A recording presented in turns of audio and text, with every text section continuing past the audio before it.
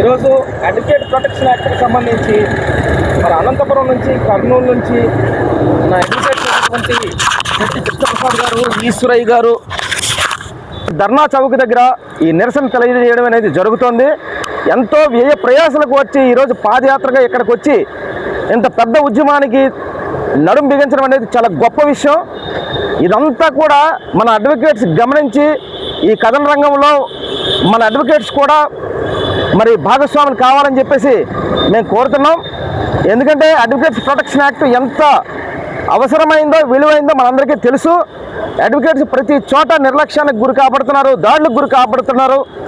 అటువంటి అడ్వకేట్స్ని ప్రొటెక్ట్ చేసుకోవడానికి నడుం బిగించినటువంటి ఈశ్వరయ్య గారికి మరి కృష్ణప్రసాద్ గారికి మనందరి తరఫున ధన్యవాదాలు తెలపాల్సినటువంటి అవసరం ఎంతైనా ఉంది. కాబట్టి మిత్రులందరికీ మేము పిలుపునిస్తున్నాం.